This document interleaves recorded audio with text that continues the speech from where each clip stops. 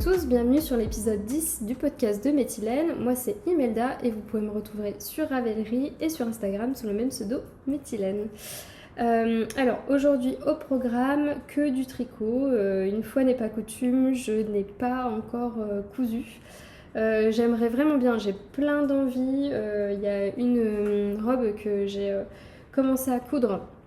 Mais en fait, j'ai tellement pas de place dans ma tête en ce moment que j'arrive pas à me mettre à coudre parce que moi, pour coudre, il faut quand même que je sois un peu dans le bon mood, vous voyez, que je sois pas trop fatiguée mentalement, etc. Et là c'est une période un peu intense et du coup, c'est vrai que la couture, j'arrive pas à me remettre, mais j'ai bon espoir. J'espère que je vais m'y remettre parce que vraiment, comme je vous l'ai dit, j'ai plein d'envies, plein d'idées. Donc on croise les doigts que d'ici la fin de l'été, je reprenne la couture. Voilà. Je vais juste vite fait me représenter pour ceux qui débarquent parce que vous êtes toujours de plus en plus nombreux à me rejoindre et vraiment je vous remercie parce que je m'attendais pas à ça en fait quand j'ai redébarqué sur YouTube cette année, mais c'est vrai que là, ça fait que 6 mois que je suis sur YouTube et je trouve que cette aventure est vraiment hyper enrichissante humainement. Et je suis hyper reconnaissante de tous les échanges qu'on peut avoir parce que moi, à part ma chef au travail qui tricote, je connais personne d'autre. Enfin, maintenant, il y a ma belle-mère, ceci dit, qui s'est mise au tricot, mais je connais pas beaucoup de monde qui soit, voilà, pas beaucoup de monde qui soit, qui tricote. Et donc d'avoir plein d'interactions avec vous, c'est trop cool quoi, parce qu'on a une passion commune. Voilà, qu'est-ce que je m'y perds, voilà, déjà, ça fait que 2 minutes que j'ai commencé, je me perds déjà. Je vais me représenter, oui, vite fait. Donc moi c'est Imelda, j'habite dans le nord de la France, juste à côté de Lille. J'ai 29 ans et je tricote depuis 2017 je crois. Oui, c'est ça, 2017. Et je couds depuis 2021. Voilà, à peu près. Donc, voilà. Et sinon, dans la vraie vie, parce qu'ici, c'est la fausse vie. En vrai, donc je travaille en laboratoire, en virologie, et je suis pharmacienne. Et je prépare actuellement une thèse de doctorat que je vais normalement soutenir en octobre. Voilà. Je pense que là, au niveau intro, on est complet. Alors, dans cet épisode de podcast, donc on va parler exclusivement de tricot. Et j'ai quand même deux projets terminés à vous montrer. Je voulais vous reparler vite fait de ce projet-là que j'avais déjà terminé, donc un troisième projet terminé dont on va parler rapidement. Et puis j'ai 2 projets en cours et plein d'envies, j'ai échantillonné plusieurs laines parce que vraiment là ça bouillonne dans ma tête en tricot. Je vous dis, j'ai plein d'envies, que ce soit en tricot et en couture. Et en tricot, c'est quand même plus facile, je trouve, de s'y mettre même si on est fatigué. Moi, ça me prend pas une place énorme dans ma tête. Et donc, voilà, donc j'arrive quand même à bien tricoter et c'est cool. Voilà. Donc, on va tout de suite commencer parce que finalement... on va commencer par les projets terminés parce que c'est ce que je porte aussi. Je vais éviter de... m'étouffer en direct. Donc je porte je sais jamais son nom, c'est le Maybe Lily Tank de Massimil que j'ai tricoté en duo avec c'est quoi son pseudo, c'est Angélique, Mademoiselle Angélique Knit. Il est trop dur à dire ton pseudo d'ailleurs, Angélique. Et je vous en avais parlé, ça fait au moins le 3e épisode que je vous en parle, mais on a un peu galéré avec Angélique, et Angélique plus que moi d'ailleurs, elle a eu beaucoup plus de déboires, mais c'est vrai que heureusement qu'on l'a tricoté à 2 parce que c'est vraiment un top, on a un peu galéré. Donc je vais me lever, faire le tour comme d'hab pour vous montrer porter.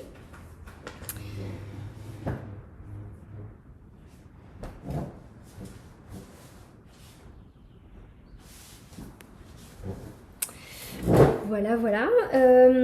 Alors, donc ce top, je l'ai tricoté en quattro de longue yarn. Hop. Donc c'est du 100% coton et j'ai utilisé 152 grammes. Donc en vrai, ça fait... pour le top, ça fait 3 pelotes. Mais j'ai fait mon échantillon en plus. C'est vrai que moi, dans le grammage que je compte, je tiens pas en considération mon échantillon et peut-être à tort Faudrait peut-être que je pèse d'ailleurs avec et sans échantillon parce qu'en fait, je me rends compte que finalement, faire un échantillon, ça prend énormément de fil. Moi, quand je suis en rade de fil à la fin d'un projet, je prends mon échantillon et souvent, enfin, je trouve qu'il y en a beaucoup dedans. Donc, il faudrait que je pèse mes échantillons pour voir ce que ça donne. Mais voilà, donc en fait, ça fait 3 pelotes, mais j'en ai acheté 4. Et je sais plus la taille d'aiguille, j'ai oublié de le mettre. Et j'espère que je l'ai noté quelque part parce que en fait sur l'échantillon que je n'ai plus, parce qu'en plus j'ai détricoté un bout de l'échantillon, enfin bref, pour un autre truc, un montage provisoire d'un autre projet, j'ai pas pu faire, vous savez, je fais des jetés. Est-ce que j'ai un échantillon? Oui, on va parler de ça tout à l'heure. Mais vous voyez, je fais des jetés là dans mes échantillons pour savoir la taille d'aiguille. Et là, comme il y a plein de trous là avec la dentelle, et ben sur l'échantillon je pouvais pas le faire. Et j'espère que je l'ai noté d'ailleurs. Enfin bref. Donc c'est un top qui se commence par le bas, du bas vers le haut, et si vous avez déjà suivi plusieurs de mes épisodes, vous savez que c'est pas du tout la construction que j'aime bien, parce que j'ai une morphologie coup-ci, coup-ça, quoi. En fait, je suis petite et du coup, souvent oui, je vais essayer de pas dire du coup, je sais que c'est pas français, mais c'est quelque chose qui est rentré dans mon langage. Je sais qu'au labo, tout le monde le dit, et du coup, c'est voilà, c'est quelque chose qu'on dit tous. Mais bref, ouais, donc en fait, moi, les bottom-up, donc les tricots qui vont du bas vers le haut, c'est un peu compliqué parce que je suis petite, alors je sais pas en termes de buste si j'ai un grand buste ou un petit buste, mais j'ai toujours des galères, soit c'est trop court, soit c'est trop petit. Et je peux pas ajuster la taille de l'objet terminé parce que en fait il faudrait tout détricoter le haut pour ajuster et ensuite retricoter le haut du projet, enfin la galère quoi. Et là je trouve, enfin moi il me va bien en termes de longueur, je sais pas si vous avez bien vu, mais il me tombe juste au niveau enfin en dessous du nombril. Je vais me relever pour vous montrer, enfin vous verrez pas mon nombril, mais vous allez voir que ça tombe plutôt bien sur moi.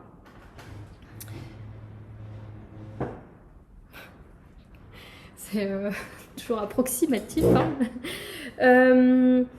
Oui, je me perds, je suis fatiguée comme je vous l'ai dit, du coup je me perds dans mes explications.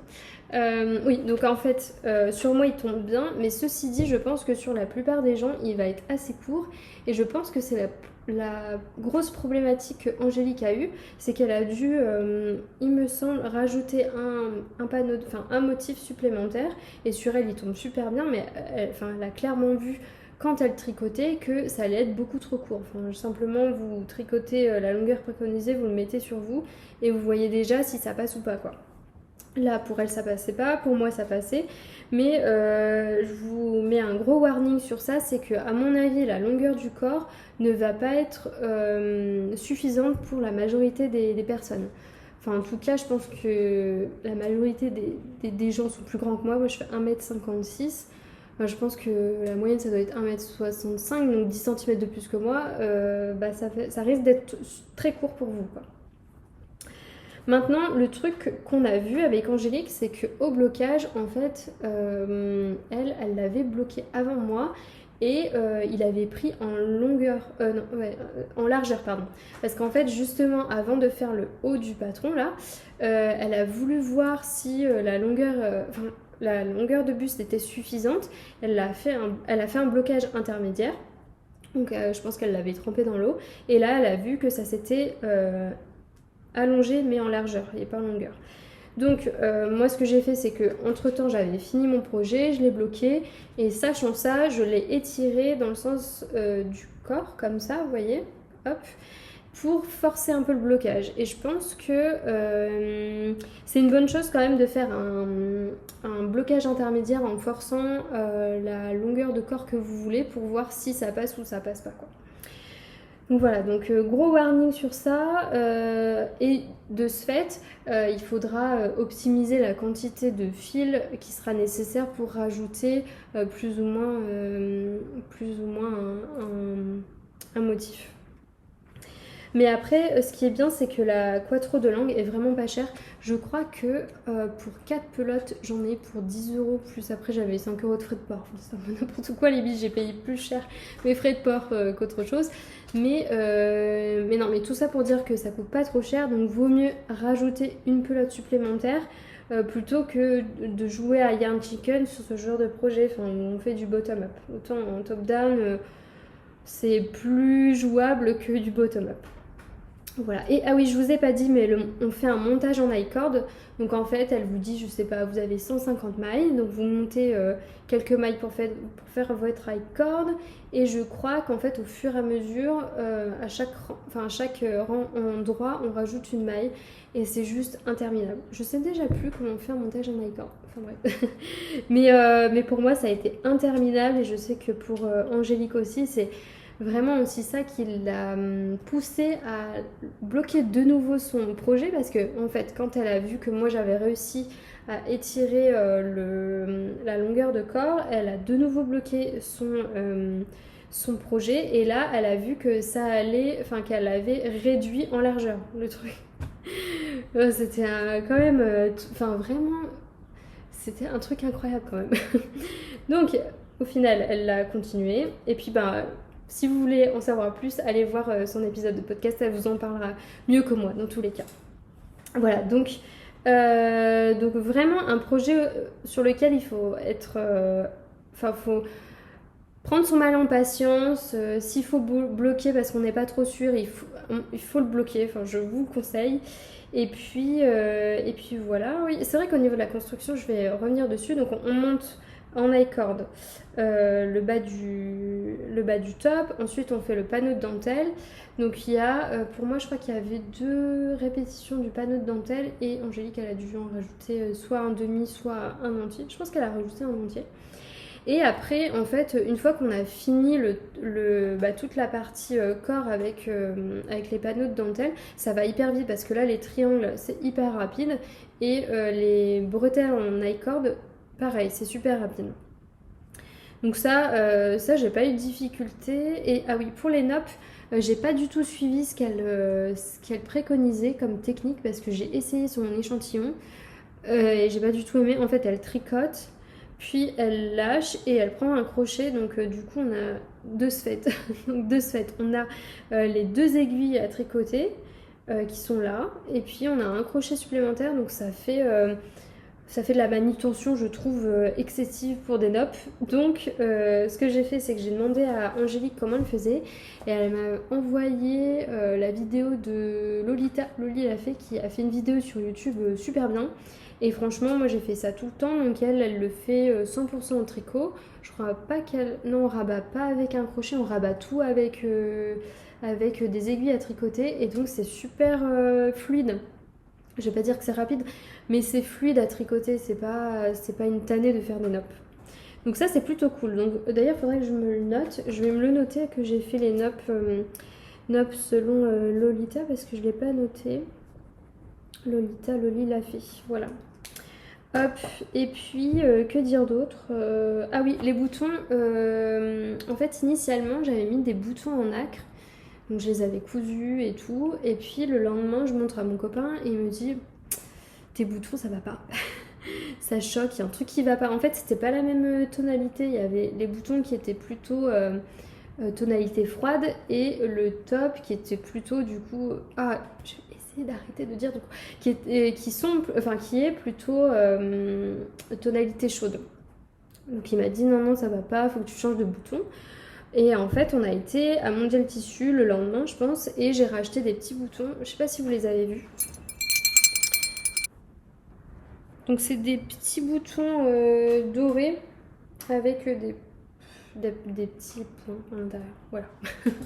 Moi, je passe un temps fou à chaque fois à Mondial Tissu. J'aime plutôt bien leurs boutons. Ce qui est un peu chiant, c'est qu'en fait, ils vendent par paquet leurs boutons. C'est pas à l'unité, donc vous avez une petite boîte dans laquelle il y a un nombre prédéfini de boutons, mais ça peut varier. Si vous voulez tel modèle de bouton, il y en aura 4. Si vous voulez un autre modèle, il y en aura 6. Et si vous voulez encore un autre modèle, il y en aura 8. Donc selon le bouton que vous choisissez, vous n'avez pas la même quantité de boutons. Donc ça c'est un peu chiant parce qu'à chaque fois je me retrouve avec trop de boutons. Là j'ai dû prendre 3 boîtes, alors non 2 boîtes, bon, je sais plus. Enfin bref, voilà, c'est un peu chiant pour ça. Mais bon, mais leurs boutons sont jolis, donc j'aime bien aller là-bas quand même. Voilà, voilà. Et ah oui, pour terminer le top, après il faut coudre les bretelles. Donc en fait les bretelles sont dans la continuité des petits triangles de devant. Et après il faut venir les coudre derrière avec un grafting. Et alors ça aussi ça a été toute une histoire parce que ce que j'ai fait c'est que j'ai positionné à peu près sur moi comment j'aimais bien. J'ai essayé d'épingler avec des... Ah comment on appelle ça des... ça là. J'ai plus le nom de ce truc. Voilà, avec ça. Donc j'ai épinglé mon top et ma bretelle ensemble. Puis j'ai de nouveau essayé pour voir si ça allait plus ou moins. Parce qu'en fait, dans son patron, il n'y a aucune indication sur la manière dont il faut positionner les bretelles. Donc elle vous dit, moi j'ai superposé mon soutien-gorge avec mon top et j'ai placé mes bretelles comme ça. Ok, c'est ce que j'ai fait, je les ai cousues et là en fait ça n'allait pas du tout parce que les bretelles étaient trop vers l'extérieur et donc oui trop, enfin bref ça baillait derrière en fait. Ici là il y avait trop de tissu. Donc j'ai enlevé, je les ai repositionnées et là ça n'allait pas de nouveau, elles étaient trop vers l'intérieur. Donc j'ai de nouveau enlevé, je les ai remises à peu près au milieu de ce que... Enfin en fait au début j'avais mis là, après j'avais mis là, je me suis mis au milieu pour la troisième couture et là ça allait. Et franchement je trouvais aussi ça fastidieux, enfin c'était pas... Moi qui me disais ça y est j'ai fini de le tricoter, ça va aller vite pour les bretelles, et ben que nenni, j'ai mis plus d'une heure je crois pour les coudre parce que j'ai dû refaire 2 fois. Donc ça c'était pas top et en plus je trouve que le grafting n'était pas simple parce qu'en fait là la bretelle elle est enfin là, on la tricote comme ça et là la corde il est horizontal donc il faut joindre en grafting 2 parties qui sont pas dans le même sens. Vous voyez souvent on fait un grafting sur des choses qui sont tricotées dans le même sens, par exemple la pointe d'une chaussette elles se font en vis-à-vis donc c'est tricoté dans le même sens. Voilà l'exemple qui me vient en tête. Et ben là non en fait vous avez la bretelle qui vient comme ça, le top qui vient comme ça et là il faut vous débrouiller pour faire un grafting qui soit joli. Pour celles qui n'aiment pas le grafting voilà, moi ça va, j'aime bien le grafting mais c'est vrai que j'aurais peut-être aimé avoir un lien vers lequel Massimil nous renvoie pour qu'on puisse appréhender le grafting plus aisément. Voilà. Mais ceci dit, entre deux, elle a fait un call, donc elle avait fait un appel à un knit-along sur son Instagram et puis elle proposait de sortir des vidéos à chaque étape. Et en fait, nous, avec Angélique, on était déjà trop avancés en fait. Quand elle a dit ça, moi je crois que j'avais déjà fini mes triangles, je devais peut-être être aux bretelles ou en tout cas, ou peut-être même j'avais déjà fini de tricoter, donc bon, bref. J'ai pas pris le temps de regarder les vidéos qu'elle a sorties sur YouTube, mais peut-être que dans ces vidéos, elle explique davantage certains points techniques qui pourraient, qui auraient pu être davantage détaillés dans son patron écrit. Voilà, donc vraiment pas un patron que je recommande à celles qui débutent ou celles qui n'ont pas de bouteille en tricot parce que voilà, avec l'énope, encore que la dentelle en soi elle est facile, le montage en high cord, le grafting, ouais, il faut quand même, je pense, avoir un bagage un peu en tricot. Voilà, mais encore une fois, ça peut être un projet objectif. Vous voyez, je crois que je vous en avais déjà parlé, mais moi, quand j'ai débuté le tricot en 2017, là, on est pendant l'été 2017. À ce moment-là, il y avait le Zweig de... Ah oui, ça me fait penser à un... Ouais, il faut que j'aille chercher des laines pour vous montrer. J'avais en tête de faire le Zweig de Kathleen Hunter qui est sorti pendant... quand j'ai débuté en tricot. Et je savais que j'étais pas encore tout à fait...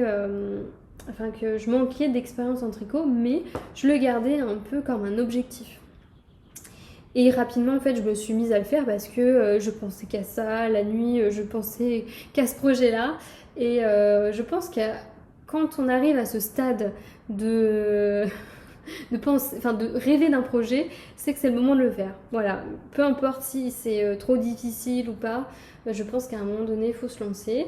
Mais bon, voilà, il faut quand même être peut-être, comment dirais-je, conscient de ses limites.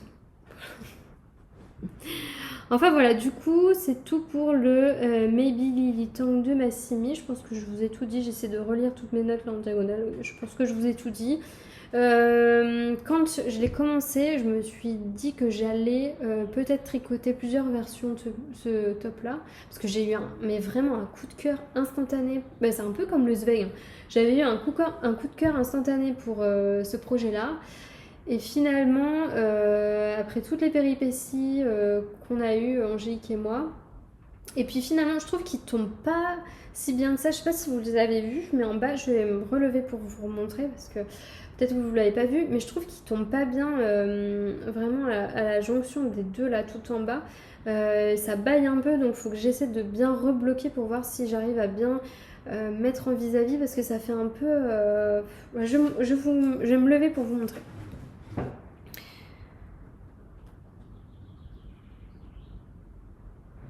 Enfin, vous voyez, ça baille entre les deux. Et puis, elle recommande de positionner les boutons comme je l'ai fait. Et encore que, je pense que elle recommandait 6 boutons. Ouais, il y a un truc que j'ai pas compris dans son patron, c'est aussi le positionnement des boutons.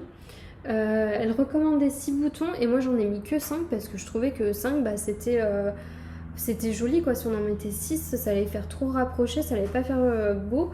Donc j'en ai mis que 5 et par contre en bas elle recommandait de le positionner comme je l'ai fait, le bouton.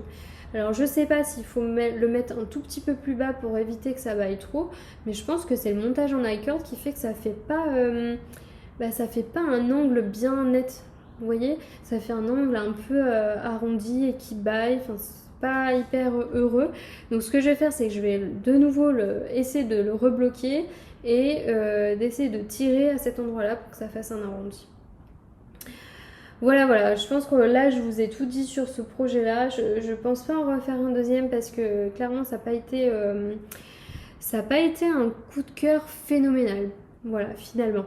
Mais bon, je l'aime bien, il est joli, il fait son effet, il a un style Cézanne-like. Enfin, je pense que vous voyez de quoi je parle, mais il y a plusieurs pulls il y a au moins un pull qui est sorti dans une ancienne collection Cézanne avec quasiment le même point, donc... Voilà, donc on va passer au deuxième projet terminé et je vais en profiter pour me changer parce que j'ai vraiment envie de vous le montrer porté. J'essaierai aussi de faire des incrustations avec des plans, comment on appelle ça, plein pied. Enfin au moins avec la majorité de mon corps, pas comme ça où vous voyez juste mon buste parce que ça mérite je pense. Enfin si je vois que là à l'essayage ça va pas pour le projet suivant là, je ferai une incrustation. Enfin bref, vous allez voir quoi. Tadam. Mais bon voilà. Ouais donc j'en ai profité aussi pour aller chercher ce qui me manquait. Voilà, ça m'a permis de boire de nouveau, etc. Et donc, deuxième projet terminé, c'est le Malabar du style knitting. Oui, Malabar du style knitting que j'ai tricoté dans des laines de chez Le Fil de Sidonie.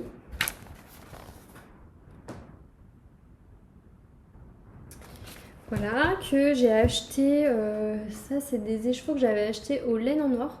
J'en avais acheté 2 et alors Mélanie des Aiguilles Aventurières vous a dit qu'il passe en 2 écheveaux et alors moi je vais vous montrer, j'ai acheté 2 écheveaux, je vais vous montrer ce qu'il me reste.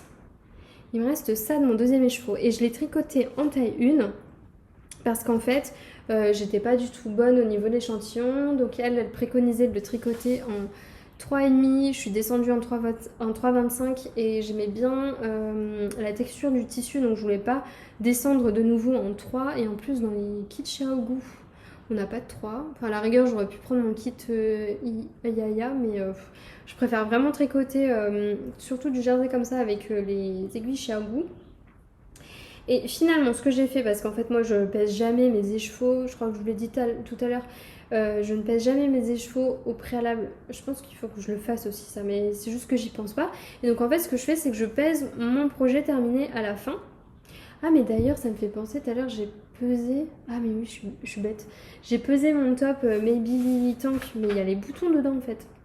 Ça va pas cette histoire. Donc en fait, ça manque 3. Oui, ça, il faut que je le mette. C'est bancal, hein, toutes ces histoires. Hein. Bref, c'est pas grave. Donc, par contre, là, celui-ci, je l'ai pesé et puis il n'y a pas de bouton. Donc, finalement, là, ce que je pèse, c'est réellement le poids de la laine. Et en fait, la quantité que j'ai utilisée pour faire la taille 1, donc pas avec le bon échantillon, j'ai utilisé 198 grammes. Donc là, je me suis dit, ah bon? Donc je mets ce qui me reste du deuxième écheveau dans... en fait, j'ai une balance de cuisine, pardon, et puis je prends un bol et je mets mon projet dedans. Et donc là, j'ajoute ça. Et là, je vois 210 grammes. Ah bon? Et sachant qu'il y a encore mon échantillon en haut, je pense que les écheveaux étaient très généreux, hein, clairement.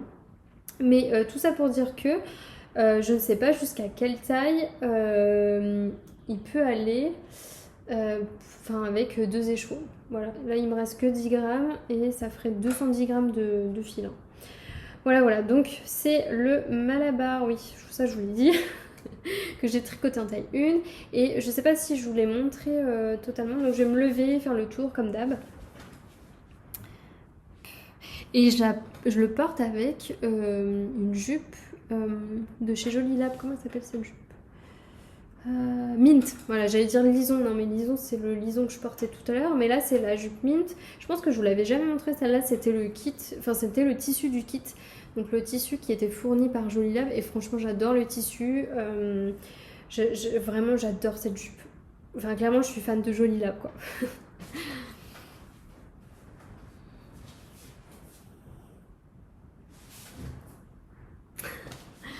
Donc je suis trop contente, vraiment, c'était mon idée initiale, c'était de porter ce top avec la jupe, parce qu'en fait moi je porte que des tailles hautes, hein, finalement, j'essaie de réfléchir, mais avec le pantalon lison, enfin les pantalons lisons que j'ai fait, comme ils ont une ceinture nouée, enfin j'ai qu'une seule version, il n'y a pas la ceinture nouée, faudrait que j'essaye d'ailleurs. Bah ça fait noué sur noué, ça va pas, il y a le nouage du top plus le nouage du bas, ça fait trop. Donc il faudrait que je me refasse des pantalons lisons de Jolie Lab sans la ceinture nouée. Voilà. Mais en tout cas sur la jupe Mint, elle tombe super bien parce que c'est une jupe qui est vraiment taille haute et par-dessus ça rend super bien.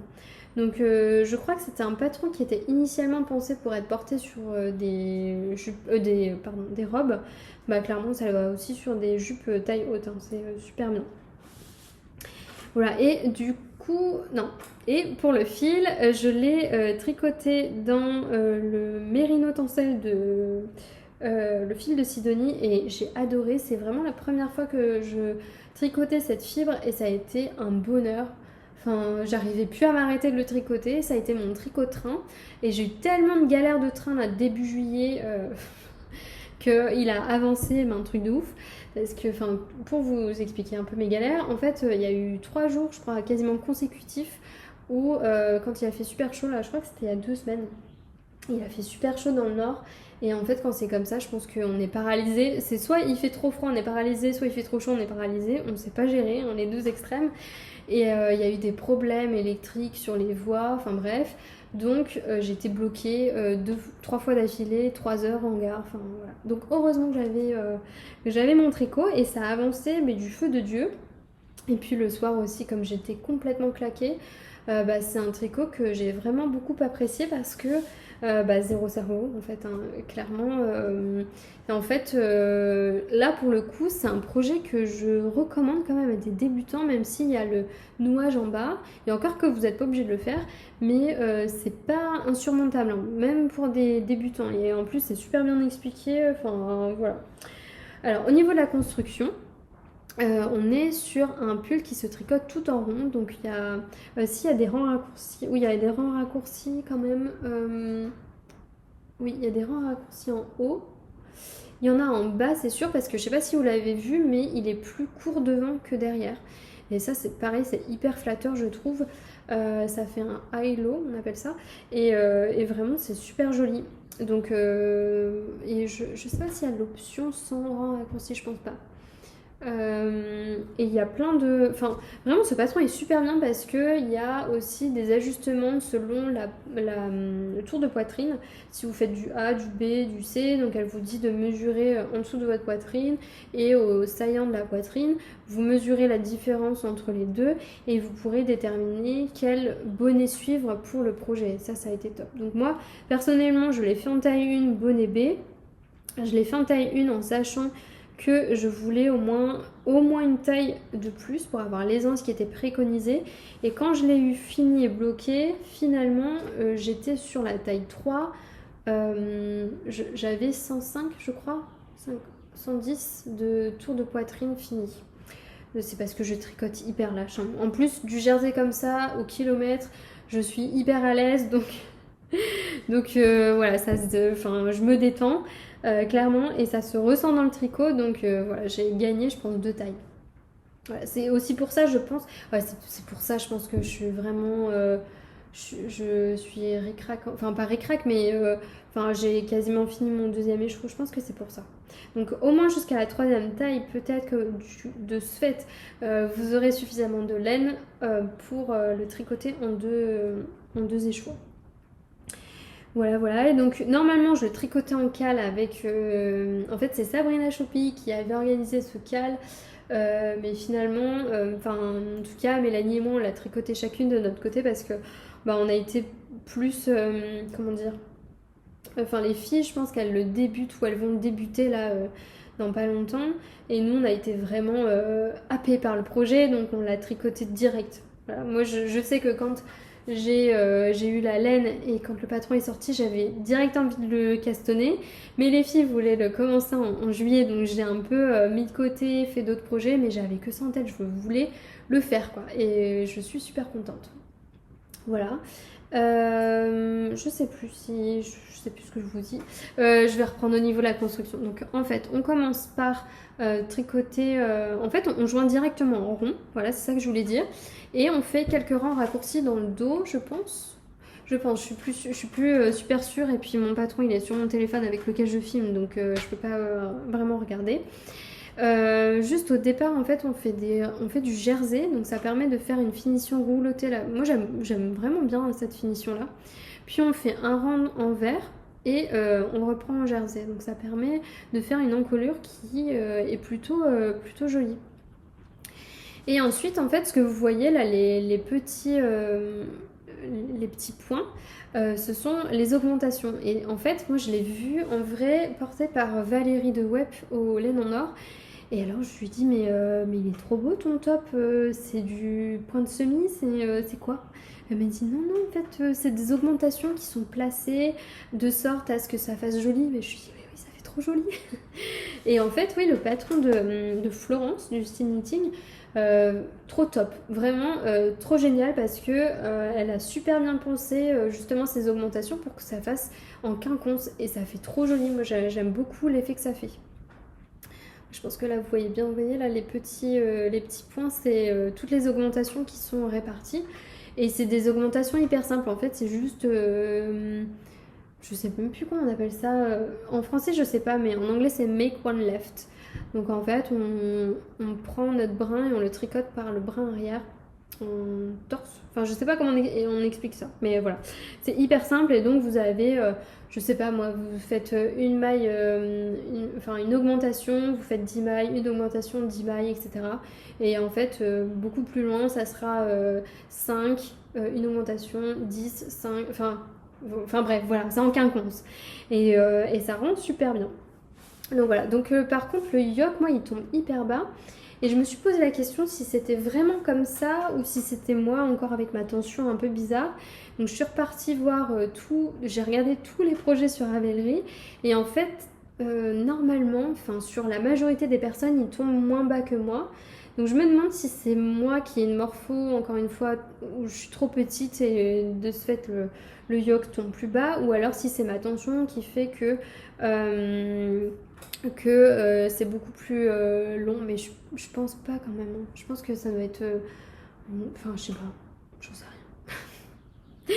Enfin voilà, tout ça pour vous dire que ça tombe assez bas. Là, on est vraiment en dessous de ma poitrine. Donc si vous voulez porter des gilets ou une veste par-dessus, ça peut un peu bloquer parce qu'en fait, vous voyez, ça va remonter quand vous allez mettre votre veste. Donc ça, faut y penser.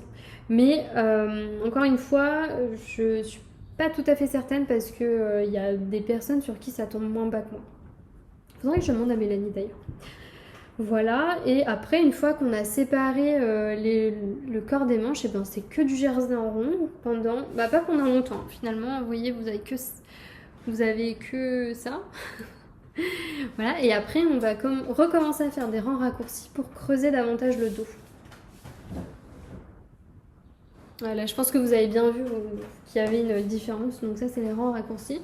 Et en fait, c'est assez bien fait parce qu'en fait, on commence les rangs raccourcis là où vont tomber les petites bandes de nouage. Donc on les commence là et après, on va de moins en moins loin. Donc voilà. Et après, une fois qu'on a fini les rangs raccourcis, on rabat les mailles. Qu'est-ce qu'on fait? Attendez, je sais plus. Donc quand on a fini les rangs raccourcis, on a une finition au point mousse. Je vais vous montrer. Enfin, je vais essayer de me lever pour vous montrer.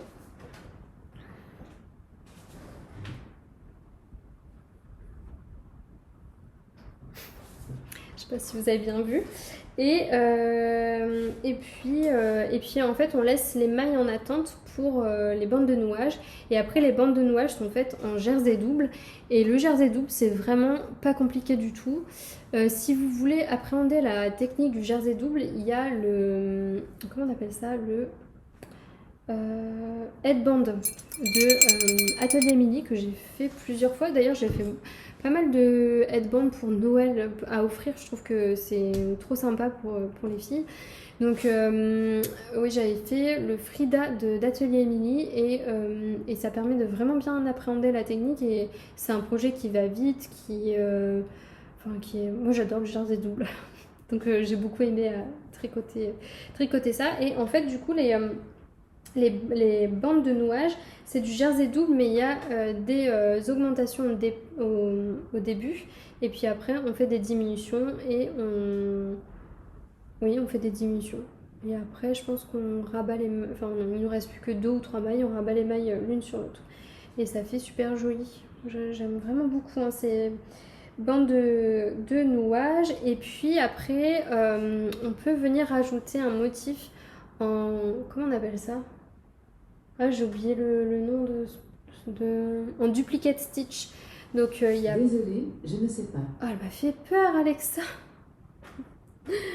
Bref, en fait, il y a plusieurs motifs qui sont disponibles dans le patron. Donc il y a une encre, il y a une abeille, un cœur, enfin je pense qu'il y a une dizaine de motifs et c'est la raison pour laquelle d'ailleurs il s'appelle Malabar parce que ça fait référence aux tatouages qu'on mettait sur notre épaule quand on était petit et qu'il y avait dans les Malabars. Voilà, donc c'est pour ça qu'elle l'a appelé comme ça. Mais moi j'ai décidé de ne pas le mettre parce que finalement je me dis que comme ça, tout simple, et ben il va avec plein de trucs. Enfin, il va au moins avec mes jupes Jolie Lab. J'ai pas essayé avec d'autres choses, mais je pense qu'avec un jean, ouais, ça peut vraiment aller bien. Après, moi j'ai pas beaucoup de robes, mais en tout cas sur les projets Ravelry, il y a pas mal de filles qui le portent au-dessus de robes, donc ça va bien. Et sinon, ce que j'ai vu aussi, c'est des filles qui portent un jean, une chemise longue et par-dessus, elles portaient le Malabar. Donc ça, éventuellement, je pourrais essayer de le faire, mais pas maintenant parce que là, il fait chaud. Aujourd'hui, on a de la chance. Il fait beau, il fait chaud, ça fait du bien. Voilà. Voilà. Et je pense que je vous ai tout dit pour ce projet. Vraiment, j'en suis super contente. Le fil, le projet, enfin tout, c'était vraiment bien. Alors, je suis pas certaine de le refaire parce que il a vraiment une forme particulière. Et puis le fait que le yoke tombe bas, finalement, ça va pas être un projet peut-être que je vais porter beaucoup. Enfin, en tout cas, sur moi, ça va être un peu compliqué, par exemple, de mettre une veste. Mais je suis super contente d'avoir tricoté cette version-là. Pardon. Et ah oui, je vous l'ai pas dit, mais c'est un patron qui m'a été offert par Sabrina Choupi. Donc je sais que tu passes par là, Sabrina, donc je t'embrasse et encore mille merci. Voilà, je pense que là, je vous ai tout dit sur ce projet-là.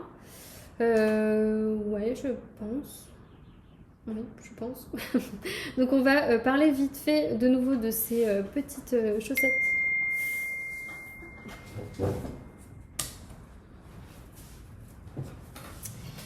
Alors, je voulais vous reparler vite fait de ces chaussettes-là que j'ai tricotées en janvier parce que c'était le coloris mystère de chez Le Bruit des Aiguilles Anna. Donc, qui est super connu pour faire des autorayants magnifiques. Et moi, pendant 6 mois, je m'étais abonnée à sa box de chaussettes. Là, récemment, j'ai arrêté parce que j'avais envie... C'est pas parce que j'aimais pas, hein. Au contraire, j'ai vraiment aimé tous les coloris que j'ai reçus. Il y a juste le mois de mars, je pense, ou 2 mois qu'on n'avait pas reçu. Oui, je pense que j'en ai reçu 4 sur 6 parce qu'il y avait 2 mois où elle avait pris une pause. Un truc dans le genre. Et donc, j'ai reçu janvier, février, juin, c'est sûr. Et donc, mai et juin, je pense que c'était celle-là.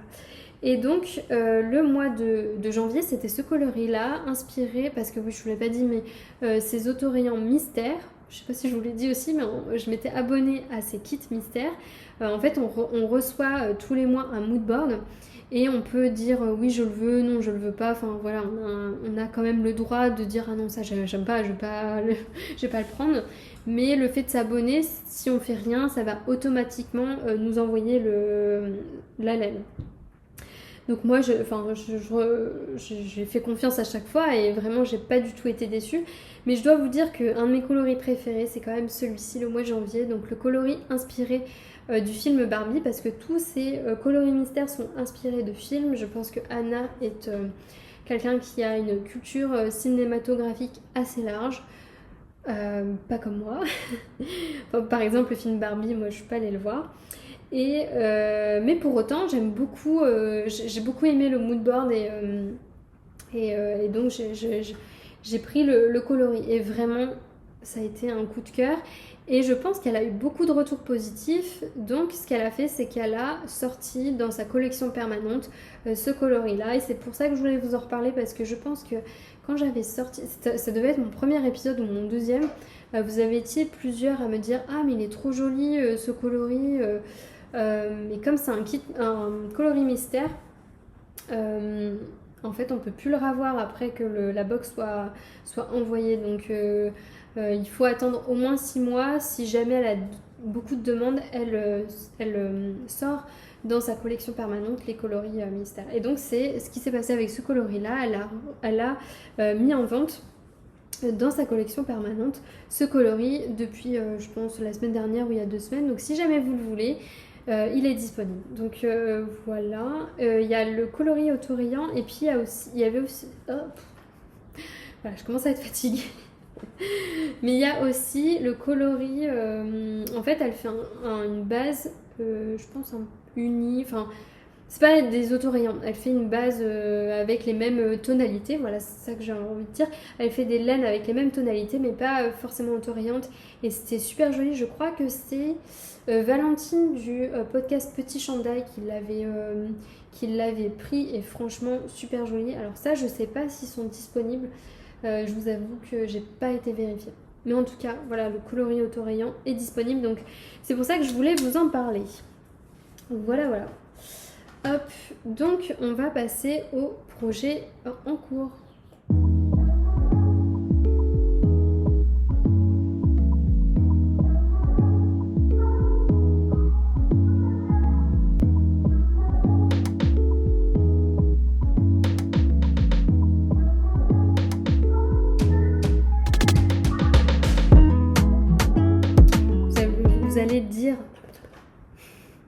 Vous allez dire que je fais que couper, mais en fait, à chaque épisode là, que j'ai sorti, donc ça fait... là c'est le 10e, mais pendant 9 épisodes, à chaque fois, j'ai eu que des galères de caméra. Je filme avec mon téléphone... Enfin, en fait, j'ai une installation hyper bancale. Je filme avec mon téléphone qui est relié à mon ordinateur pour que je puisse avoir un retour caméra. Et en fait, si je filme d'une traite, je sais pas, y a un des 2 appareils qui bug et qui n'enregistre pas. Donc, je vois le temps défiler. Mais quand j'appuie sur stop, en fait, eh ben, il n'y a rien. Il n'y a pas de vidéo. Et donc là, je me suis dit, il faut pas que je me fasse avoir une 10e fois. Ça fait un peu tuche, hein, quoi. Non mais vraiment, il faut pas que je me fasse avoir de nouveau et je coupe maintenant, je fais des petites sections par projet par exemple et au moins si jamais j'ai une galère, j'ai juste un projet à refilmer et pas l'entièreté de l'épisode comme ça m'est arrivé au moins 2-3 fois. Voilà, peut-être pas 10 fois pour l'entièreté de l'épisode, mais disons qu'à chaque épisode j'ai des galères. Donc j'essaie de maximiser mes chances de ne pas avoir de galère. Et c'est pour ça que je vais maintenant couper après chaque projet, je pense. Voilà, enfin bref, détails techniques qui, je pense, peut-être ne vous intéressent pas. Donc on va passer au projet en cours. Et donc j'ai 2 projets en cours à vous montrer. Un que vous connaissez, enfin moins, tout du moins vous connaissez la laine. Il y en a un pas du tout, je l'ai monté, pas sur un coup de tête parce que vraiment je savais que j'allais le monter tout bientôt, mais c'est juste, j'ai pas eu l'occasion de vous en parler, donc là c'est le moment. Donc premier projet en cours à vous montrer, c'est le... Est-ce que je l'ai noté les noms de patrons comme ça, de tête, je ne sais plus. Je sais plus. Le gilet Mili, pardon, de Maurice C. Donc c'est un gilet sur lequel j'avais craqué au Ch'ti Bazar de novembre parce que je pense que c'est la designeuse qui se baladait dans le... Enfin voilà, elle se baladait et puis je l'ai vu sur elle et je me suis dit ah mais il est trop beau ce gilet. Donc je l'ai retrouvé ensuite sur Ravelry, je ne sais pas comment. Et je me suis dit qu'il fallait que je le tricote. Donc au Ch'ti Bazar de printemps, j'avais acheté la laine, la base plume de chez Hélène dont je vous ai parlé plusieurs fois, que j'adore. Enfin voilà, vous savez le topo. Et puis il y a une abonnée qui m'a contactée. Enfin non, en fait elle faisait partie du calcamé, donc du gilet que j'avais tricoté. Je vous avais montré la dernière fois. D'ailleurs, il faudrait que je vous le remonte parce que j'ai mis les boutons dessus, mais un jour peut-être. Peut-être pas. Aujourd'hui, non, je vous le montrerai pas. Mais au prochain épisode, si j'y pense, je vous le montrerai. Donc après, on a un peu parlé à côté, puis on a parlé du gilet Mili, et on s'était dit qu'on allait tricoter en duo. Et j'adore tricoter en duo. Je crois que je préfère davantage tricoter en duo qu'en cale, même si les cales c'est super sympa parce qu'on rencontre plein de monde. Il y a une effervescence, surtout au début d'un projet comme le cal camé où vraiment c'était tous... Enfin, là pour le coup je m'étais prise à l'avance pour ce cal, donc on savait qu'on allait débuter le 1er mai, c'était un férié, donc on était plusieurs à être au taquet, donc ça c'était génial. Et mais quand même quand on est en duo, il y a une proximité qui se crée, on échange davantage je trouve, on apprend plus à se connaître, donc ça c'est cool. Et donc avec cet abonné là on a décidé de le monter le 1er juillet je crois. Oui, le 1er juillet. Donc le temps qu'elle cherche sa laine parce qu'elle l'avait pas en stock. Moi je savais que ça allait être cette laine là, donc voilà. Et donc j'ai un peu avancé. Je vous avoue que là j'ai pas autant avancé que ce que j'aurais pu parce que déjà il y a le Malabar qui m'a happé totalement, et puis un autre projet que j'ai monté. Et puis en fait cette fibre là malgré tout en fait elle accroche, enfin, vous voyez c'est des fils qui s'accrochent entre eux, et c'est un peu du même acabit que de tricoter du mérino non pas du mérino, du mohair en simple, ça accroche sur les aiguilles, donc c'est pas hyper fluide comme base, mais j'adore le toucher, le rendu de cette base, je la trouve vraiment super jolie. Donc je m'accroche. Voilà, mais je vais vous montrer mon avancée. Hop. Voilà. Et j'adore l'effet du coloris. Je trouve ça vraiment magnifique.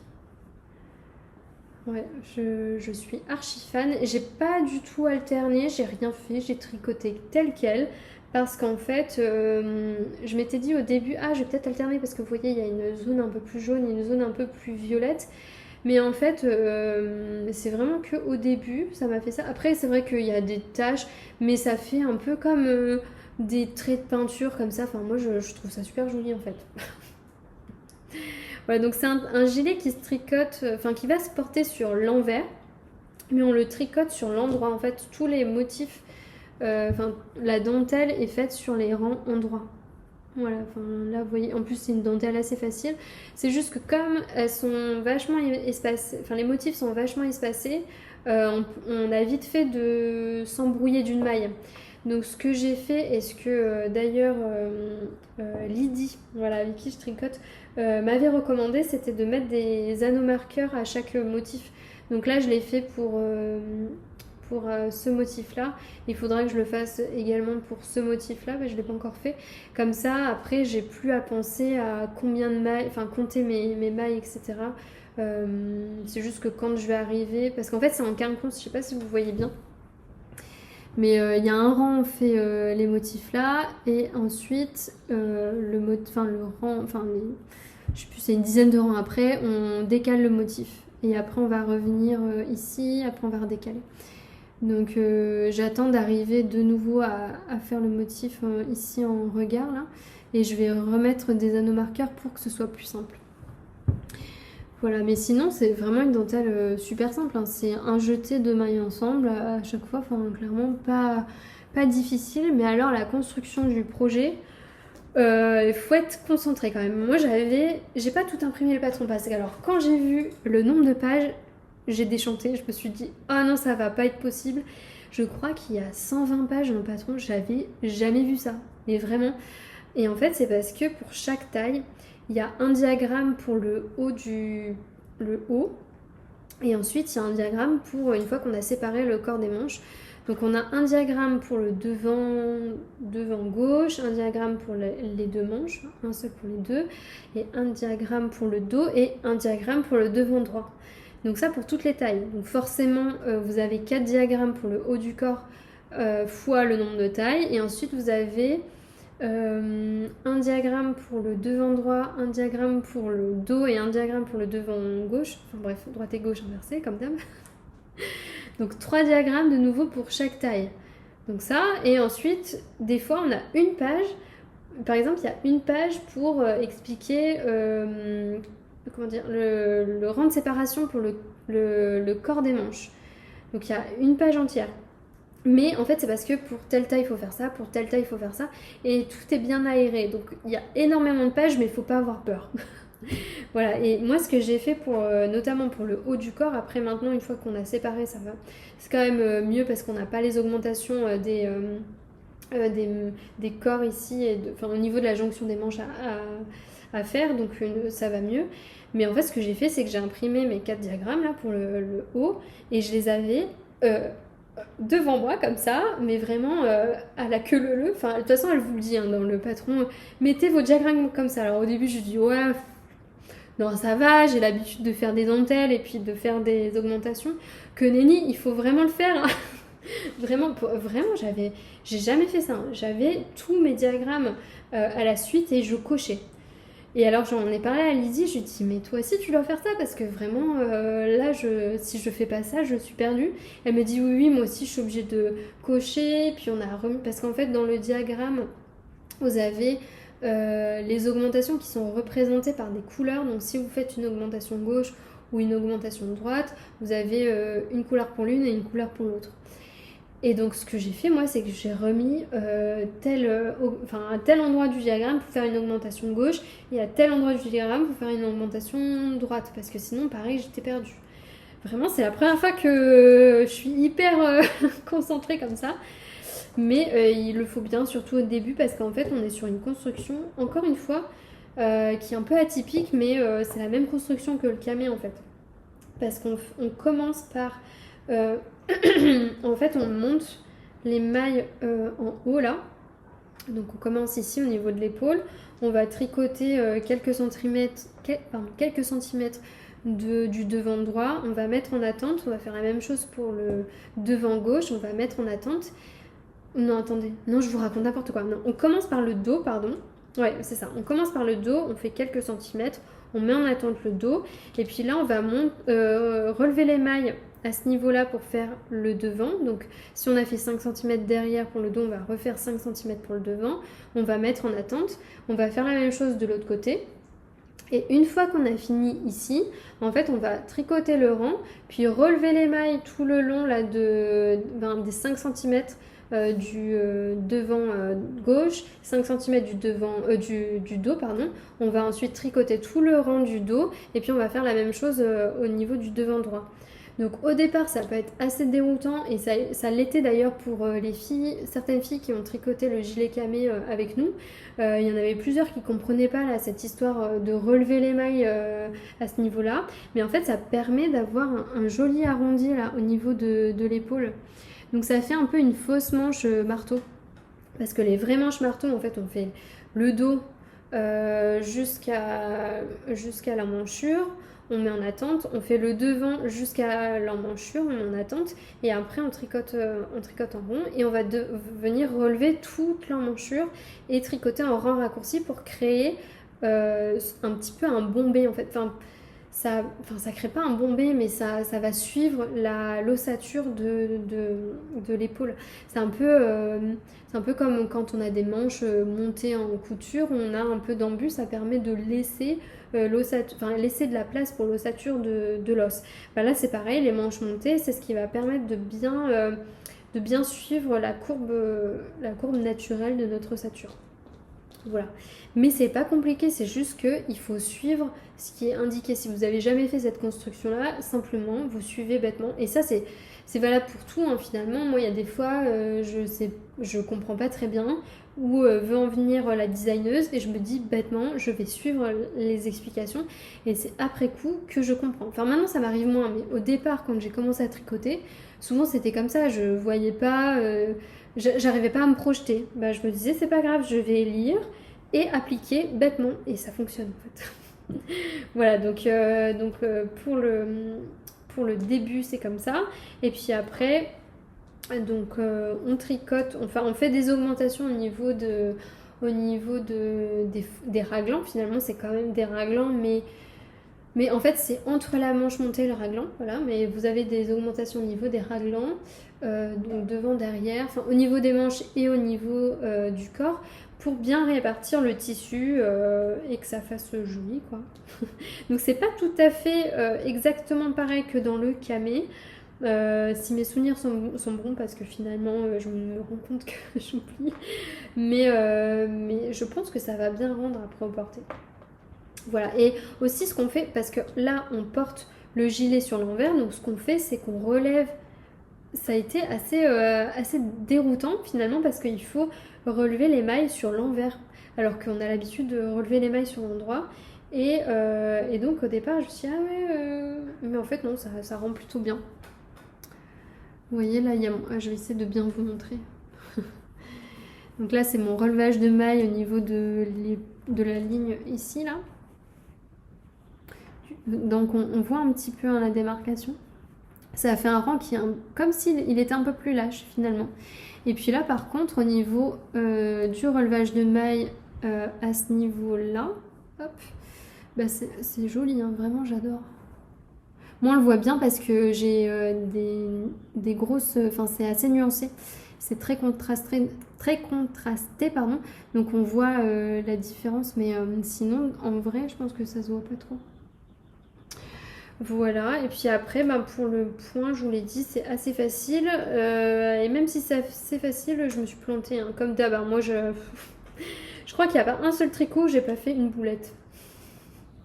Oui je me suis plantée là, voilà, tout en haut mais je me suis dit c'est pas grave c'est tout en haut de l'épaule avec les cheveux puis éventuellement un châle on verra pas trop et encore vraiment on voit quasiment pas. En fait j'ai un jeté qui est décalé, celui-ci là, celui d'en bas. Ou celui d'en haut. Non, je pense que c'est celui d'en bas. Je sais plus dans quel sens faut faire peut-être le jeter et après les mailles ensemble. J'ai fait l'inverse. Voilà. Mais c'est pas grave. Franchement, ça se voit pas trop. Puis il y a tellement de variations dans cette laine-là que j'avais la flemme. Et franchement, à détricoter, c'est pas une fibre qui est agréable à détricoter. Donc je me suis dit, c'est pas grave. Voilà. Mais il va être beau. Hein. Ouais, il va être beau, je pense. Et oui je vous ai pas dit mais je tricote en taille XS, c'est la taille rose, c'est la taille 2 oui la deuxième taille parce qu'en fait je voulais avoir le tour de poitrine de la taille 3 mais mon échantillon n'était pas bon J'avais une demi-maille en trop, je crois. Mais ce que j'ai fait, c'est que j'ai pris une taille en dessous, comme ça, j'ai fait des calculs approximatifs produits en croix. Et je me suis dit que si je tricotais dans une taille inférieure, j'allais gagner une taille ensuite.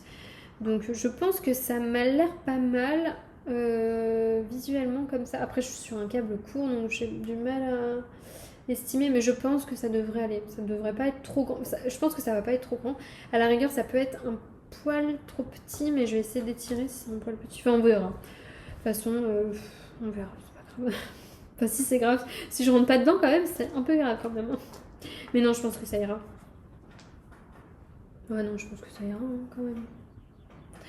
Voilà, donc maintenant depuis que j'ai séparé, je sais pas si je vous l'ai dit, mais j'ai séparé le corps des manches, ça va quand même mieux parce que là, en fait, tout le long où il y a toutes les mailles des manches, c'est hyper long et moi comme j'étais sur un câble court, ça me faisait mal aux mains, mais je pense que j'aurais clairement dû changer de câble, mais j'avais la flemme.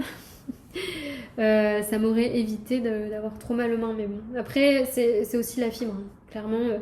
Maintenant que je suis sur moins de mailles, je sens quand même que c'est pas non plus ce qu'il y a de plus agréable à tricoter, faut se le dire.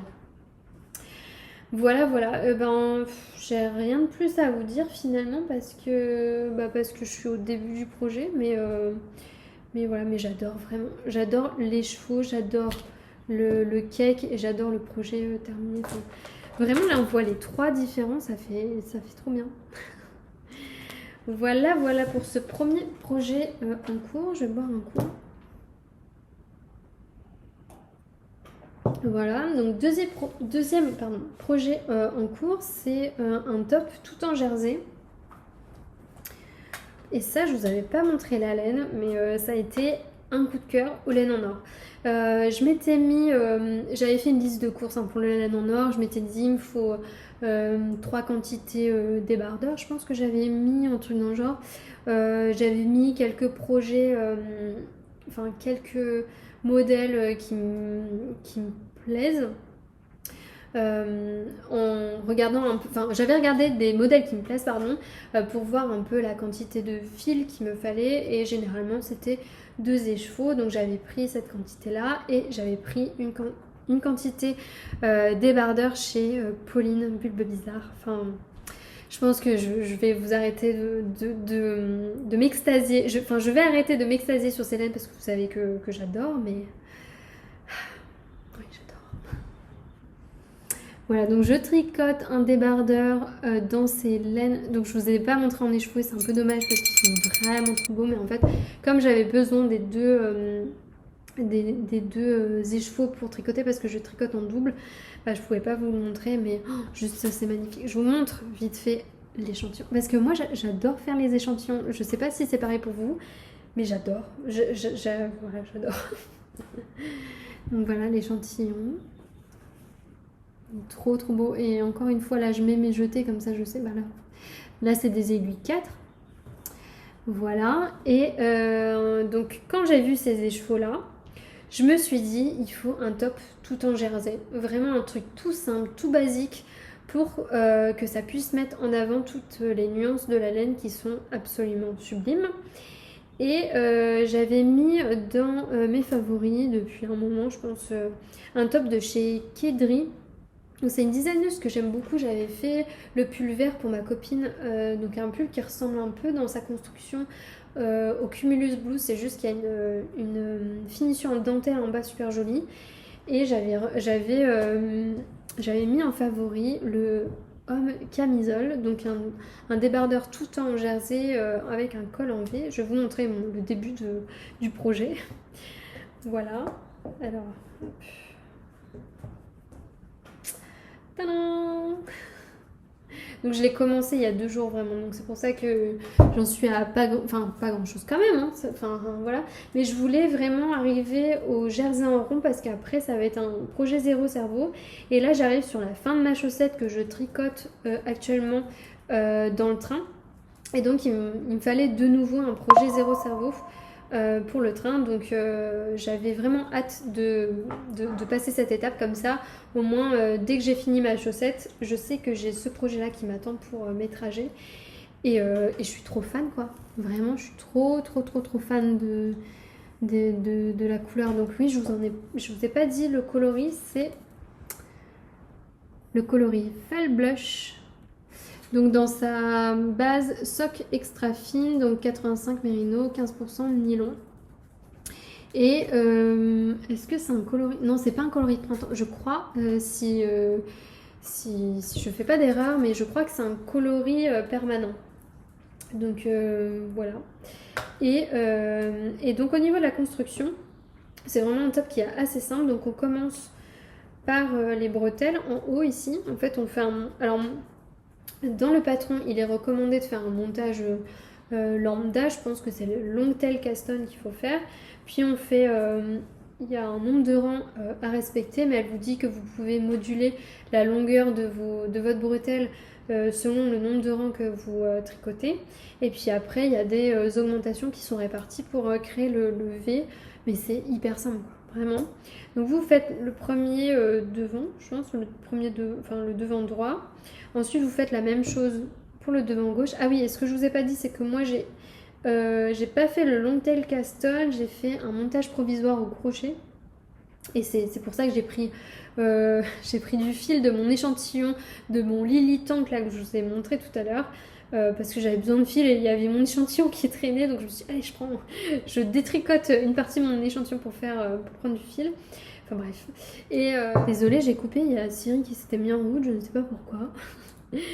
Voilà, donc vous faites le devant droit, le devant gauche de la même manière. Ensuite, vous reliez les deux devants et vous faites quelques rangs en jersey avec, je pense, des augmentations. Et moi, bien entendu, je me suis plantée. J'ai oublié de faire un aller-retour, mais en vrai, c'est pas trop grave, quoi. Voilà. Une fois que vous avez fait ça, vous mettez le devant en attente. Puis, vous faites exactement la même chose pour le dos. Donc, c'est vraiment hyper simple. C'est juste que vous, au lieu de monter des mailles, vous relevez les mailles ou vous reprenez votre montage provisoire. Vous faites votre bretelle. Donc, la bretelle, c'est juste du jersey. Hein. C'est du jersey qui roulotte, donc ça fait une bretelle. Puis, vous faites votre dos... dos gauche, pardon, comme votre devant droit, et vice versa. Vous reliez, vous faites quelques rangs en jersey avec des augmentations, et puis vous reliez ensuite le tout pour faire le corps en jersey. Voilà, et je vous dis, hein, c'est un projet qui est hyper simple, et malgré tout, j'ai réussi à me planter. Bon, bah, comme je vous l'ai dit, dans le nombre de rangs, donc j'ai fait la même chose en derrière. Aussi j'avais vrillé là ma bretelle en reliant le dos, en reliant le dos gauche avec le dos droit. J'avais vrillé ma bretelle droite, donc quand j'ai voulu tout joindre en rond, je me suis dit mais elle est bizarre cette bretelle droite. Donc j'ai dû détricoter. Bon, c'est vraiment pas grand chose, mais voilà, enfin vraiment je crois que j'ai pas de cerveau en ce moment, c'est catastrophique. Voilà, donc j'ai pas grand chose à vous dire sur ce projet-là parce que finalement j'en suis qu'au début. Mais juste pour vous dire que j'adore les nuances. J'aime bien parce qu'il y a des petits speckles de jaune fluo. Il y a toutes les couleurs que j'adore. Il y a le violet, le orange, le rose. Oh, c'est trop beau. Trop beau. Donc voilà, donc ça suit son cours. Et je pense, ouais, comme je vous l'ai dit, ça va être mon tricot de train. Voilà, donc voilà pour les projets en cours. Enfin, j'ai une paire de chaussettes qui est en cours comme d'hab pour le train, mais je pense que après cette paire de chaussettes, je vais tricoter ce top pendant mes trajets, donc j'aurai plus de paires de chaussettes en cours, mais c'est pas grave. J'ai au moins un projet zéro cerveau en cours. Et puis, bah, j'ai plein d'envies. Donc là, on va parler des projets à venir. Alors, par quoi je commence ? Bah, on est dans Bulbe Bizarre. Ah oui, je vais vous parler d'un truc. En fait, on est dans les laines de Bulbe Bizarre, donc on va continuer. Je vous ai dit, en juin, il y avait une vente éphémère chez Justine, une tasse de fil d'aiguille, chez qui Pauline Bulbe Bizarre avait fait une vente éphémère. Et je m'étais rendue là-bas parce que En fait, on avait échangé avec Pauline depuis, je sais plus, enfin en fait en mois d'avril, elle avait lancé un appel à sample knitter. Donc les sample knitters, ce sont des personnes qui tricotent pour elle un projet qu'elle va pouvoir déjà porter elle et puis surtout exposer en salon pour que les gens puissent voir ce que sa laine rend tricotée parce que un peu là on le voit bien, mais en fait entre les chevaux et le projet tricoté, il y a quand même une différence. Moi j'adore, hein, je vous l'ai dit tout à l'heure, mais cet écheveau-là tricoté, je trouve qu'il est magnifique, mais c'est pas pareil quoi. Et donc, pour aider les gens à se projeter, généralement, les teinturiers demandent font appel à des sample knitters. Donc moi j'avais dit à Pauline, bah écoute, moi je me porte volontaire parce que j'adore ton travail et puis vraiment j'avais à cœur de pouvoir l'aider à ma petite échelle et parce que voilà, j'avais vraiment envie. Et donc quand je me suis rendue au laine en or, elle m'a dit, bah écoute Imelda, j'ai pas du tout d'idée de projet, donc toi si t'en as une, bah ça m'arrange. Et là, je lui ai dit, tu me prends au dépourvu, là, je n'ai pas du tout d'idée. Je préfère quand même réfléchir parce que je peux pas. C'est pas quelque chose que j'ai envie de faire à la légère. Donc après, je suis partie en vacances et j'ai pensé à plein de trucs. Et il y a notamment le pull Zweig dont je vous ai parlé tout à l'heure qui m'est venu en tête parce que, en fait, c'est le premier projet pour lequel. C'est le projet pour lequel réellement je me suis mise au tricot. C'est, comme je vous l'ai dit, c'était un projet objectif. Je le voyais dans ma ligne de mire et je me disais, j'ai envie de le tricoter, j'ai envie de le porter, il est trop beau. Donc c'est réellement un des premiers projets que j'ai tricoté.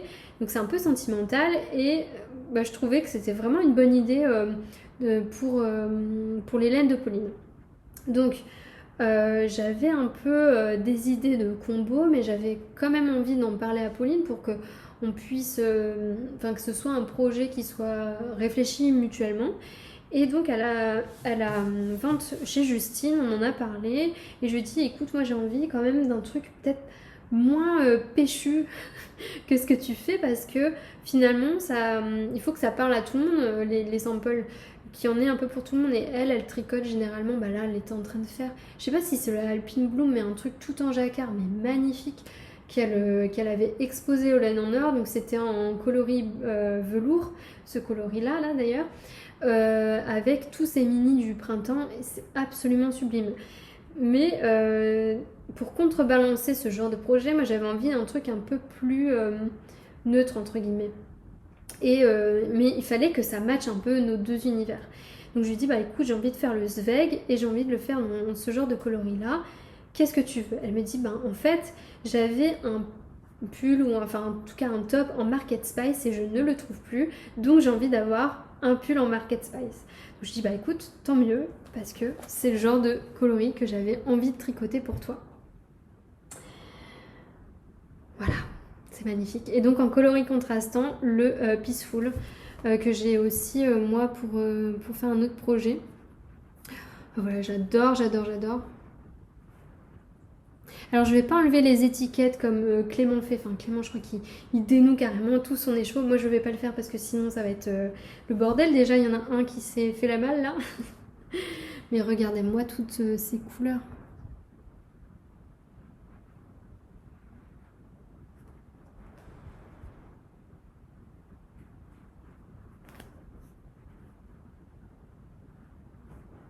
Donc en fait on est sur une base beige rosé et comme vous l'avez vu il y a des speckles rouges, marron, ocre, même un peu vert d'ailleurs. C'est un coloris qui va avec beaucoup de choses et je trouve qu'avec le Market Spice, c'est trop beau. Et le Market Spice est trop joli.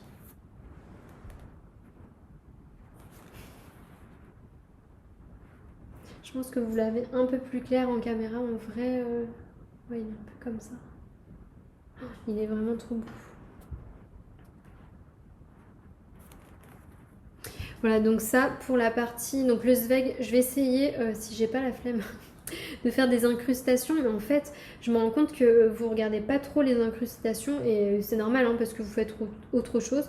Moi la première, je mets un podcast, je tricote, je cuisine, je peins mon linge, je dépeins mon linge. Et donc, s'il n'y a pas une petite musique là, tadam, et ben en fait, je ne regarde pas tout le temps mon écran.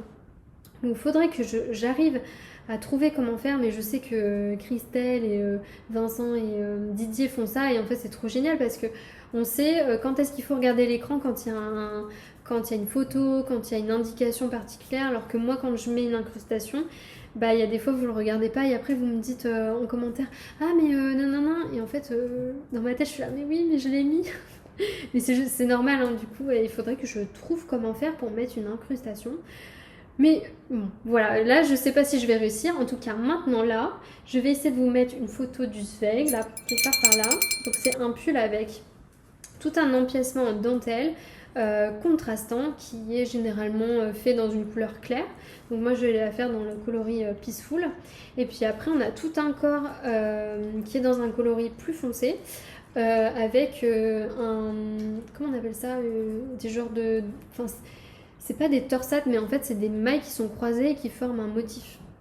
Voilà donc c'est super joli. Moi j'avais fait une version d'ailleurs j'aurais dû vous la porter. Mais comme je vous l'ai dit c'est un des premiers projets que j'ai tricoté. Donc c'était en 2017 je pense, hiver 2017-2018. Et en fait depuis il me va plus parce que j'ai pris énormément autour de... Enfin notamment autour de taille, autour de hanche pardon, et aussi autour de poitrine. Et puis à l'époque finalement c'était la mode des pulls qui étaient vachement près du corps. Je m'en rends compte, maintenant que j'y pense, je me souviens de Magdalena, Triple L de Mag et Umbion aussi, Mathilde. Je sais pas si vous les connaissez, mais c'était deux podcasteuses qui étaient qui étaient très connues à l'époque. Enfin, elles le sont encore, je pense, hein, notamment Triple L de Mag, mais elles font plus autant de contenu tricot. Enfin, Umbion sur Instagram, elle est quand même hyper active, mais c'est juste sur YouTube, on l'a pas vu, je crois, depuis un moment. Enfin bref. Et donc, moi, j'ai comment dire, des visions. Non, ça se dit pas comme ça. Mais vous voyez, enfin, j'ai des souvenirs de Mathilde et de Magdalena qui ont des pulls hyper proches du corps. Et c'est vrai que moi aussi, à l'époque, je faisais vachement proche du corps. Mais là, on s'est mis d'accord avec Pauline qu'il y ait quand même de l'essence positive. Donc voilà, ça c'est un prochain projet. Alors pas tout de suite, je pense fin août peut-être. Ouais, je pense. Mais je voulais vraiment vous les montrer parce qu'ils sont trop beaux ces chevaux. Ça va être trop beau. Voilà, voilà. Et après là, ce qui va monter, comment on dit ? Ça y est, là, ça fait 1 heure que je tourne à peu près. Mon cerveau commence à bugger. Voilà. Mais ce qui va arriver sur mes aiguilles, voilà, incessamment sous peu, c'est justement là ce coloris velours magnifique. Je vais tricoter le gilet coquille. Alors au départ c'était en duo avec Corinne de la Provinciale, mais en fait on a décidé d'ouvrir à tout le monde si jamais vous avez envie de nous joindre pour tricoter le gilet coquille. Vous pouvez juste envoyer-nous un message sur Instagram. On a créé un groupe Instagram et puis on est une toute petite dizaine. On n'est pas énorme.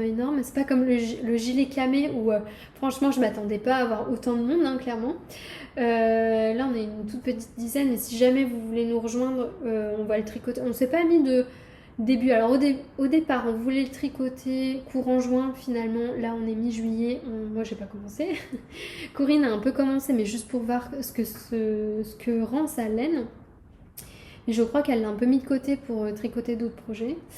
Et donc moi je vais le tricoter dans le coloris velours de Bulbe Bizarre. Est-ce que j'ai... Je sais pas où j'ai mis son étiquette, je pensais l'avoir descendu. Ah bah oui, il est derrière. Hop.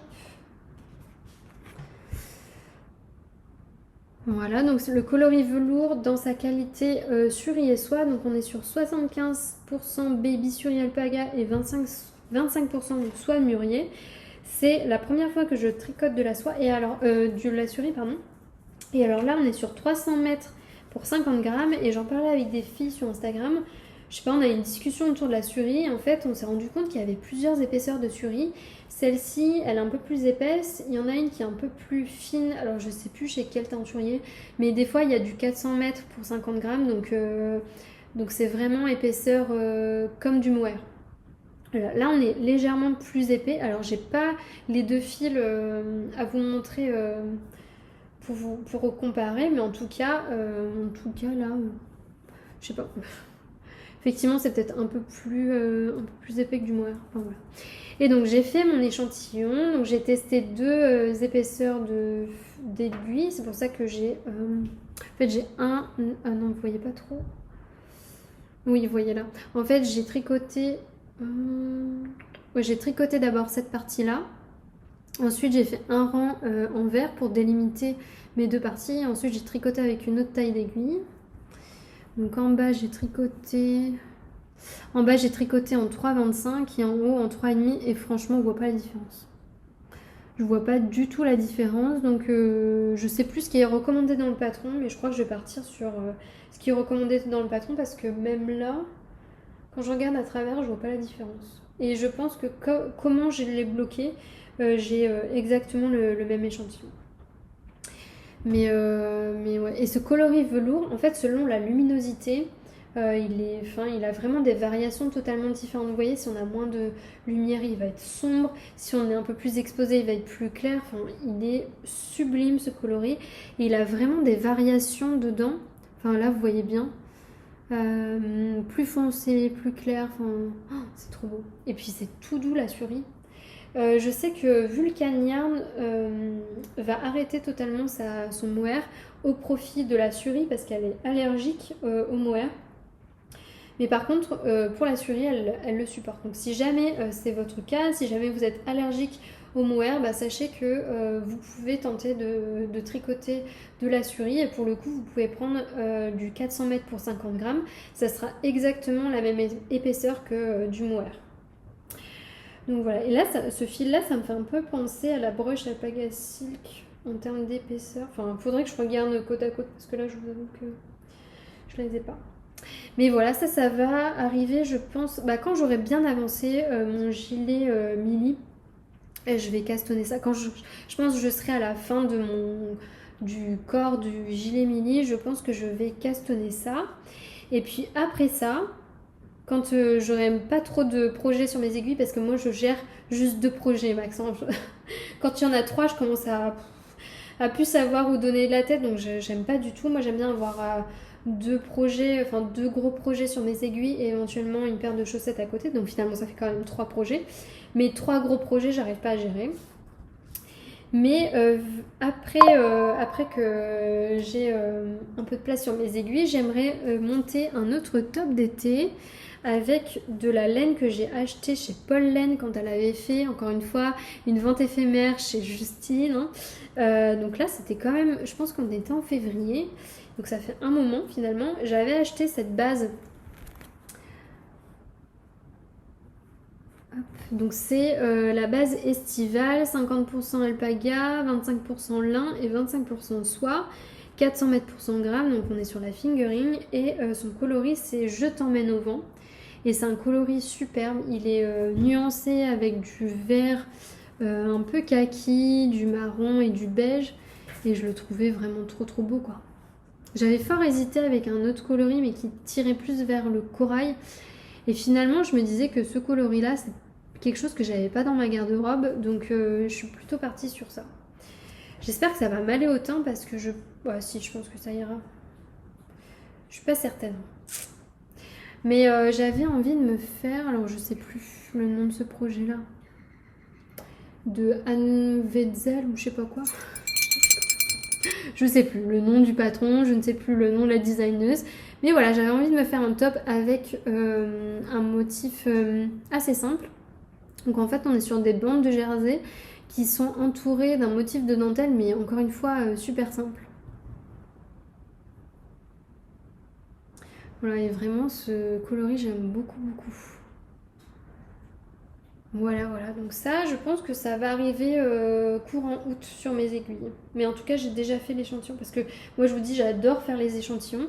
Et il y a des fois je me prends une après-midi, un dimanche, je me dis j'ai envie de faire tel échantillon. Parce que j'ai trop envie de voir ce que ça va donner. Et alors, par contre, ouais, je le dis là, comme ça je le saurai pour moi-même. Mais je sais que le patron recommandé une taille d'aiguille de 3 mm et là j'ai fait en 3,5 parce que ça n'allait pas, il me manquait vraiment 2 mailles quoi. Donc là j'ai dû augmenter en 3,5 et je pense que je suis à peu près bon sur l'échantillon. Ça doit être bon. Voilà, mais c'est un peu déjaugé quand même. Enfin là on voit un peu à travers hein, quand même. Bon, on verra. On verra. Voilà. Je pense que je vous ai tout dit. Je vais boire un coup parce que je suis en train de perdre ma voix. Je sais pas si vous l'entendez, mais au fur et à mesure de l'épisode, c'est comme ça à chaque épisode, mais de plus en plus je perds ma voix. Enfin, au fur et à mesure que l'épisode avance, je perds ma voix. Et alors je vous dis pas quand je dois tourner de nouveau l'épisode parce que mon ordi n'a pas sauvegardé la vidéo, bah c'est un peu la galère quoi, parce que j'ai plus de voix comme ça. Je suis vraiment pas habituée à parler autant. Moi, dans la vie de tous les jours, je suis quand même quelqu'un d'assez solitaire et donc les interactions sociales, c'est pas mon fort. Même si j'adore échanger avec les gens, c'est pas ça le propos, c'est juste que ça me prend beaucoup d'énergie et donc j'ai besoin, quand je rentre chez moi, d'être dans ma bulle et tout. Et même mon copain, des fois, il me dit mais tu parles pas, Imelda. Oui, j'ai besoin de me recentrer sur moi-même. Voilà, donc bref, je sais pas pourquoi je vous raconte ça. Oui, parce que je perds ma voix. Donc là, c'est le moment d'arrêter le podcast. J'avais encore plein de trucs à vous dire, mais c'est pas grave. On attendra un prochain épisode, notamment. Je voulais vous parler de lecture, mais là, je sens que si je parle encore 10 minutes, ça va pas le faire. Mais on parlera de ça au prochain épisode. Ou ce que j'essaierai de faire pour le prochain épisode, c'est de le tourner en plusieurs fois, sur peut-être plusieurs jours différents. C'est vrai que ça me va bien parce que parler 1 heure, c'est un peu compliqué, mais en même temps, c'est plutôt... Enfin, en termes d'organisation, c'est plus facile comme ça. J'aime bien tout filmer d'une traite parce que, comme je vous dis, j'ai une installation bancale et donc je me vois mal revenir par exemple en vlog. Ça, c'est juste pas possible. Déjà, je pense que c'est pas trop la manière dont j'aime bien. Enfin, comment je vais essayer de formuler une phrase correcte. C'est pas la manière qui correspond à mon partage. Enfin, je peux pas partager en vlog parce que je tricote beaucoup en monoprojet. Enfin, pendant une semaine, je vais tricoter un projet, donc c'est pas hyper intéressant pour vous de vous montrer à chaque fois la même chose. Et j'aime pas trop parce que c'est hyper redondant. Déjà là, je sais qu'il y a des choses que j'ai dites dans mon ancien épisode et j'aime pas, mais en même temps, je me dis s'il y a des gens qui débarquent, il faut quand même poser le contexte. Donc voilà, mais je sais plus pourquoi je vous disais ça. On va s'arrêter là. Voilà, ça va partir en cacahuète, sinon je vais dire n'importe quoi. Donc voilà, donc je vous souhaite un bon tricot. Ah oui, je prends quand même le temps chaque épisode de vous remercier parce que réellement tous les échanges qu'on peut avoir, que ce soit en bas là, en commentaire ou sur Instagram, c'est que du positif et vraiment je vous remercie parce que ça me fait vraiment du bien à moi et je sais que vous êtes plusieurs à me dire merci pour les podcasts, mais juste merci à vous de visionner le podcast parce que sans vous, je pense que j'aurais pas continué hein, clairement. Donc merci beaucoup, je sais que je le dis à chaque épisode, ça peut être redondant pour vous, mais je le pense réellement. Donc je vous souhaite un bon tricot, une bonne couture si vous cousez, un bel été, de bonnes vacances si vous partez en vacances, voilà, que des bonnes choses. Encore une fois, je vous envoie plein de bonnes ondes. Voilà, donc à la prochaine. Ciao!